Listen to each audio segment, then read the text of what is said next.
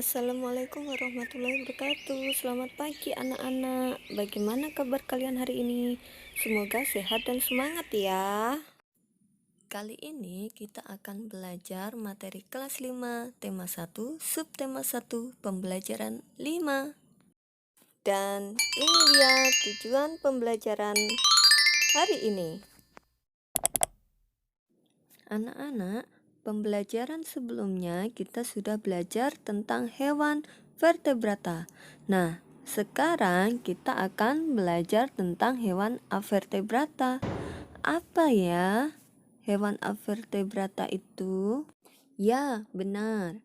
Hewan avertebrata merupakan hewan yang tidak bertulang belakang. Hewan ini juga disebut sebagai hewan invertebrata. Contoh hewan avertebrata yaitu ubur-ubur, bintang laut, cumi-cumi, siput, cacing, semut, belalang, kupu-kupu, dan laba-laba. Hewan avertebrata memiliki organ gerak yang beragam. Misalnya, siput. Organ gerak siput yaitu kaki perut dengan bentuk pipih dan lebar. Fungsi utama kaki perut pada siput adalah untuk bergerak dan berpindah tempat.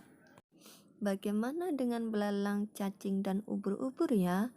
Apa organ geraknya? Dan seperti apa fungsinya? Nah, itu tugas kalian untuk mengamati dan berdiskusi dengan orang tua kalian. Kalian bisa mencari binatang-binatang tersebut di sekeliling kalian. Tapi kalau ubur-ubur, kalian bisa mencarinya dan mengamatinya lewat Google. Cari hewan ubur-ubur atau cari YouTube. Cari hewan ubur-ubur di YouTube. Boleh kok. Nah, hasil mengamati dan diskusi kalian catat dan laporkan sebagai hasil tugas mengamati kalian. Mudah kan? Nah, anak-anak, selanjutnya, tahukah kalian perbedaan antara hewan kelinci dan siput? Ya, benar sekali. Kelinci merupakan hewan vertebrata, sedangkan siput merupakan hewan avertebrata. Selain itu, kelinci bergerak menggunakan kaki, sedangkan siput menggunakan kaki perut. Kemudian, kelinci larinya cepat, sedangkan siput berjalannya sangat lambat. Nah, ada lagi, kalau kelinci itu tubuhnya dipenuhi dengan bulu, sedangkan siput tubuhnya penuh lendir. Juga siput itu memiliki cangkang, sedangkan kelinci tidak memiliki cangkang. Nah, itulah perbedaan antara kelinci dan siput. Anak-anak, meskipun siput itu lemah, tapi dia hewan yang sangat istimewa. Ingin tahu keistimewaannya siput? Kalian bisa membaca teks bacaan yang berjudul "Siput Bukanlah Hewan Lemah" di buku kelas 5, tema 1, subtema 1, pembelajaran 5. Nah, setelah kalian membaca, kalian akan tahu tuh keistimewaan siput.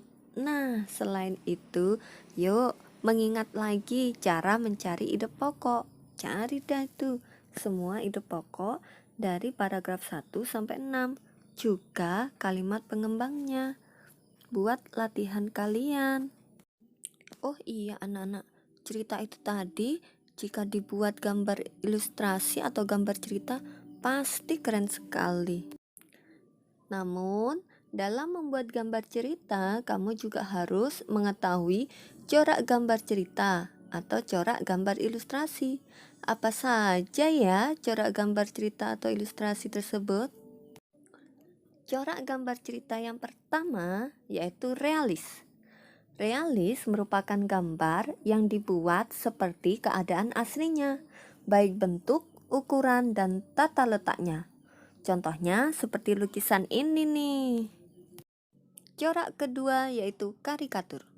Karikatur merupakan gambar yang melebih-lebihkan atau mengubah dari objek aslinya.